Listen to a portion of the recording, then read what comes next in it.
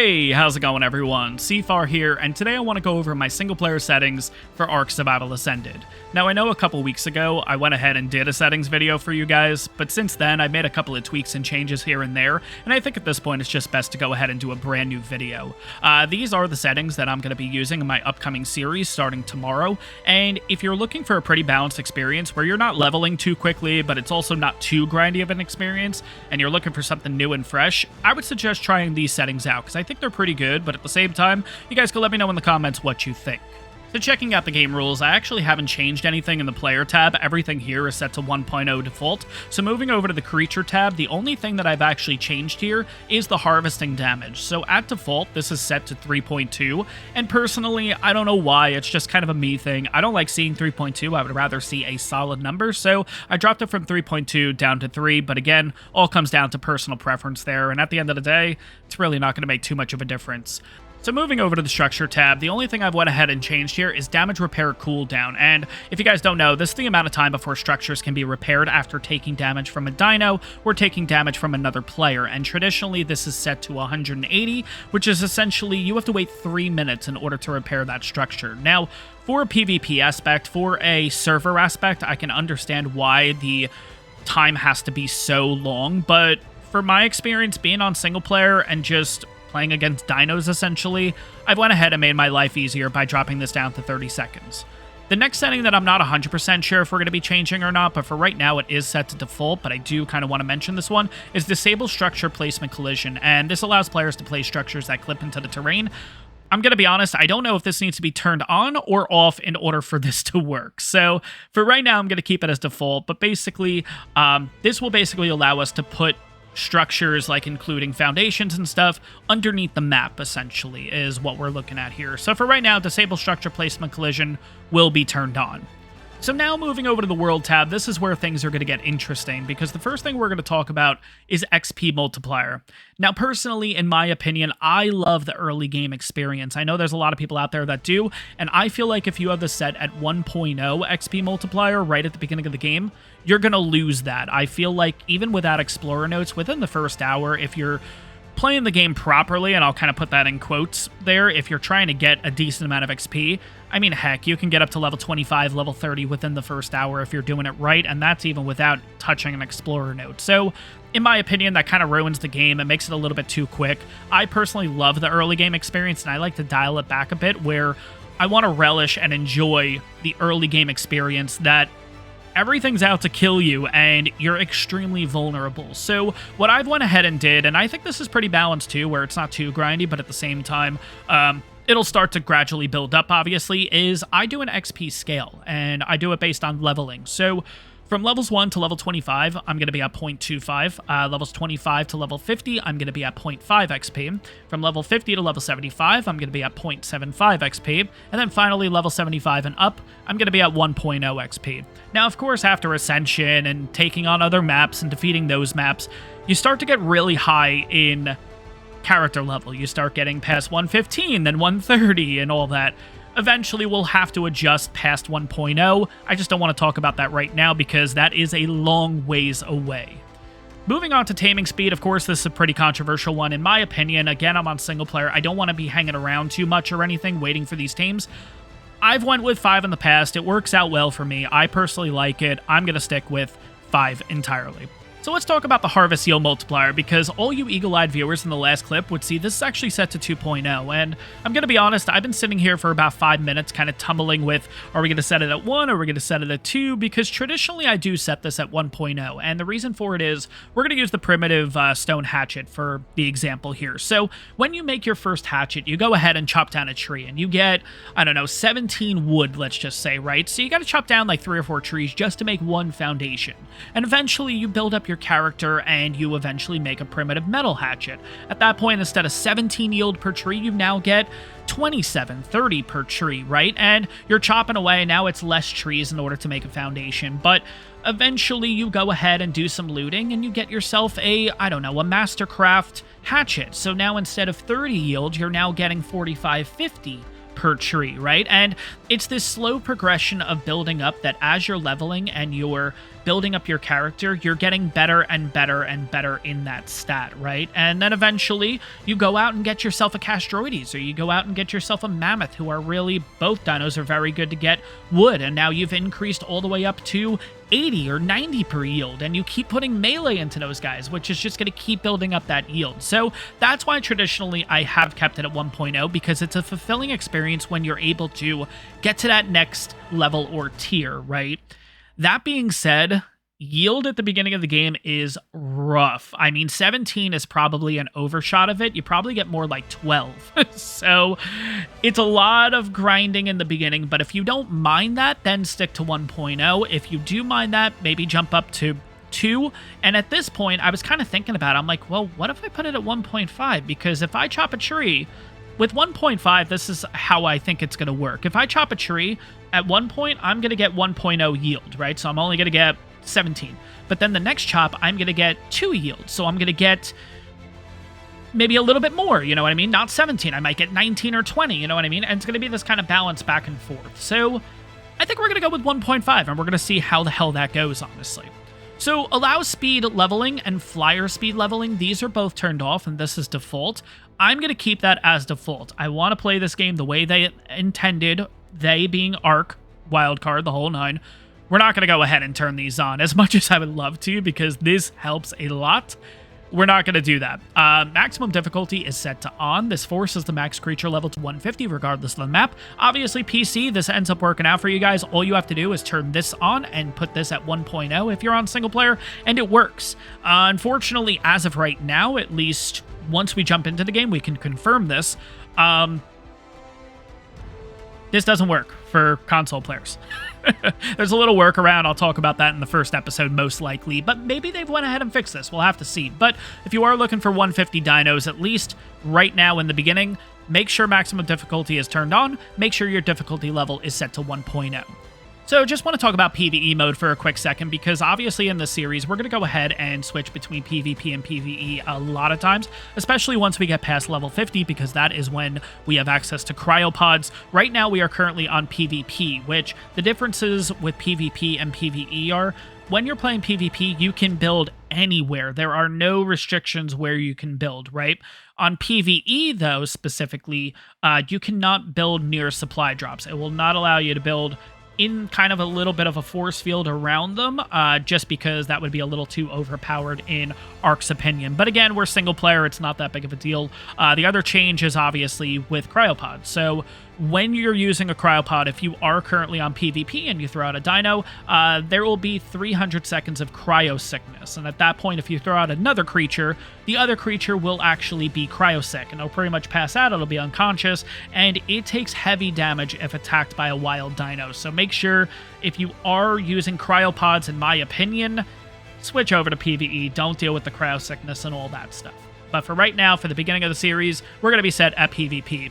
Hardcore mode, hell no, we are not doing that. As much as I would love to do this experience, Arc crashes way too much for me to even try a hardcore mode. If you guys don't know what this is, once you die, that's it. You lose your character and everything. You revert back to level 1. You are starting fresh, and I would love to do that experience at some point, but personally, with the amount of crashes this game has and everything like that, it's not going to happen, let's be honest. Finally, allow unlimited respecs.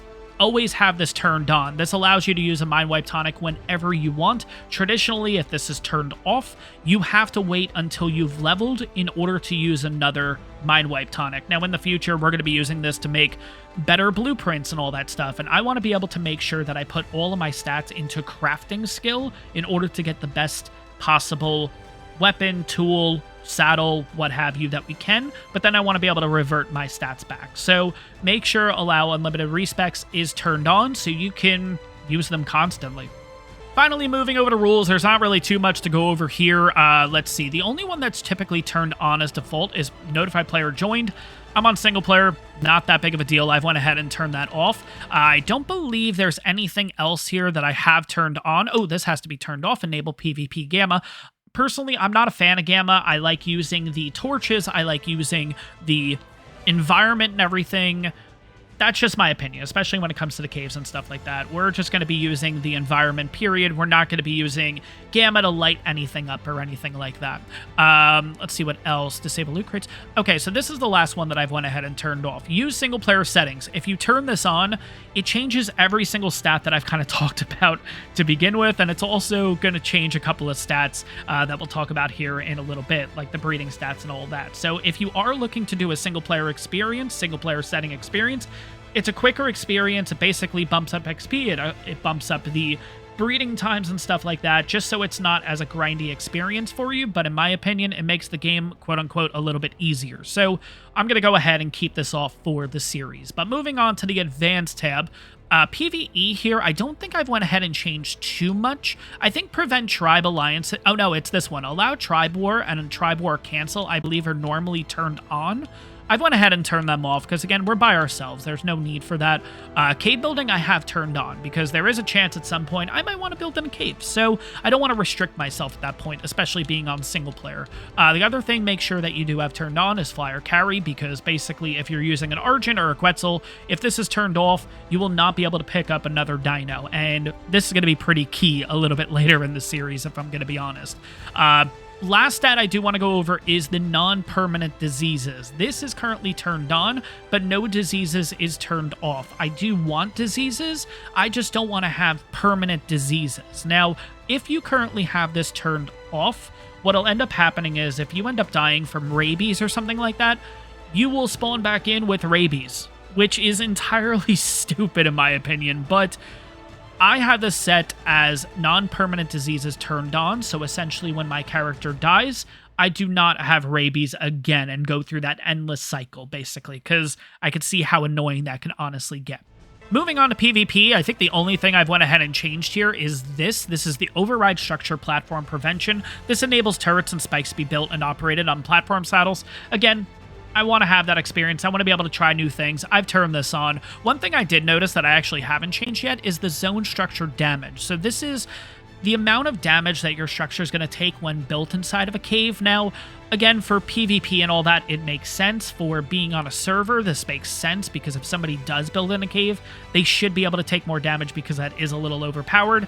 Again, we're on single player. I'm not going to really penalize myself for building in a cave because I'm going to want to build pretty much everywhere. So we're going to go ahead and drop this down to 1.0 specifically. Now, this other setting here, structure prevention resource radius. So this is the scaling factor for how close resources can spawn near base. I got to change this one too. Completely missed this. If you guys know, I like to go for more of a PvE experience where I don't like to take down trees around my base and everything like that. I like to keep it nice and clean. So I'm dropping this down where trees, rocks, bushes will spawn closer to my base. Moving on to the world tab here, I've pretty much kept day cycle speed the same. I've went ahead and changed daytime speed to half. So basically, instead of my time of day being about 48 minutes, I think official is, it's times 2. So now it's about 82 minutes of daytime, 18 minutes of nighttime, essentially, is kind of what my days are looking at. I like to have a little bit longer of a day just for recording purposes. Daytime recording is a lot easier than nighttime recording, but obviously in Ark Survival Ascended, nights are pretty light out, so it's nice to be able to record, but at the end of the day, daytime just looks so much nicer in my opinion. Moving down to spoiling time, I've went ahead and doubled this, so this is at 2.0. Item decomposition time is set at 2.5, and corpse decomposition time is 2.0. Now, if I've done these settings right, corpse decomposition time, so this is when I die and basically have to go and get my stuff, this should be set at about a 30-minute timer. So essentially, I have 30 minutes from where I spawn back in to grab my stuff so I don't lose anything. Item decomposition time, I believe this is going to be a 5-minute timer. So this is when I take something like, I don't know, if I throw poop on the ground, right? That's not a good example. Sorry. When I throw a stimberry on the ground, I don't want the stimberry. Boom, and it comes up with that little box on the ground. That's going to have a 5-minute timer. So after 5 minutes, it goes away. Spoiling time, I believe this is set to... Because this is set to 2, this essentially gives raw mutton a 10-minute timer inside of my inventory and about a 20-25 minute inside of a dino inventory. And for mutton specifically, Obviously, it's the best taming food for carnivores, so you want to make sure that you can hold on to it as long as you can. But at the same time, I don't want the spoiling time to get a little too out of control. So 2.0, in my opinion, is a nice balance.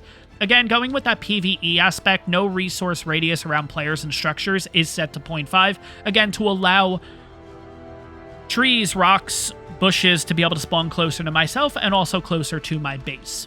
Resource respawn interval is set at 0.25. Originally in the old series, I had this set at 0.5. Reason that I've actually dropped this to 0.25 is, yeah, it's going to be a little excessive with trees and rocks and bushes, but metal is the big one. I had this set at 0.5, and I want to say I went like 4 or 5 episodes where Herbivore Island would not respawn in my metal. So 0.25 ends up working out pretty well. It is still a little bit long, especially with metal, and that is a valuable resource that you need. So we're gonna go with 0.25 for this series.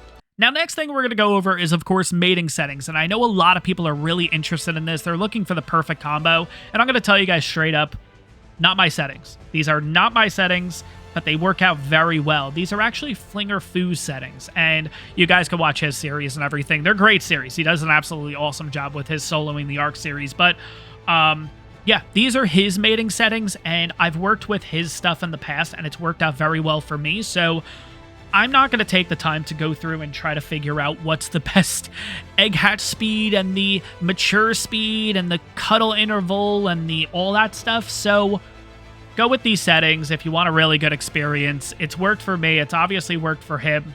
Go with these settings. They're great. The biggest thing, though, is mating intervals specifically. The lowest you can do in Ark Survival Ascended is 0.01. Now, I can technically type in 0 here if I want. The problem is that once we actually go into single player and we go into the game, this is going to revert back to 1.0. So you're going to want to make sure you have this set at the lowest it can physically go, which is 0.01. Any lower, it'll revert back to 1.0, so make sure you don't drop this down any more than what I have it at now.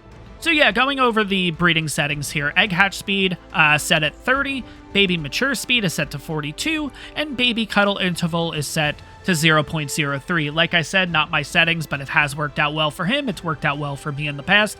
This seems to work. My opinion, go with these settings.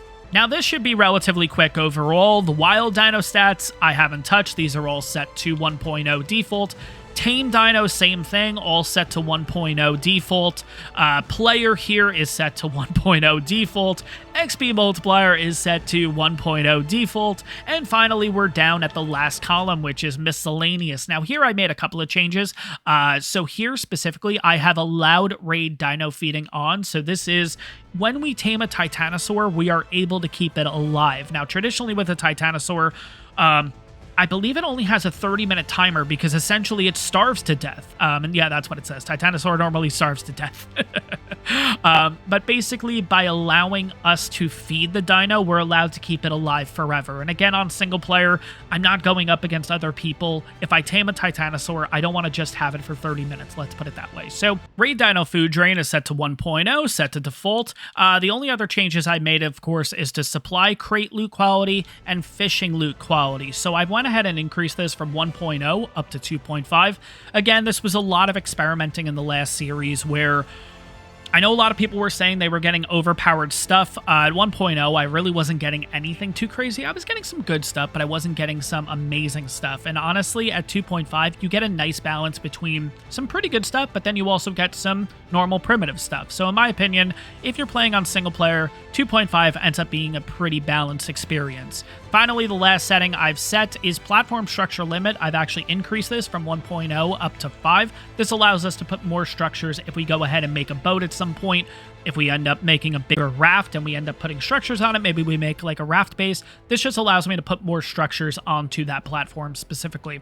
And finally, to wrap it up, show floating damage text. I personally have this on. I like to see the damage numbers and see how much damage my dinos are doing. This is all based on you, all based on experience and everything. If you like this, cool, add it. If you don't, totally fine. It does add a little bit of lag though, especially in boss fights and especially thinking way down the line, going up against the King Titan, oh my god, it causes a crazy amount of lag. So in certain situations, we may turn this off and everything, but at least for the beginning of the game, I'm totally content with keeping this on. Now, one thing I do want to mention before going ahead and clicking that single player button, yeah, make sure you save your settings, because if you jump straight into single player, you're not going to get these settings saved. So you're going to want to make sure you click this at least once. You might want to even click it twice. You might even want to click it 3 times just to make sure this is all solidified and ready to go. But guys, this is going to wrap up my settings video here. I hope you guys enjoyed it. If you guys have any questions, of course, leave it in the comments below. I hope you guys are excited for the brand new series starting tomorrow too. Really excited to get into that. But I hope you guys enjoyed this one, and I'll see you all in the next one.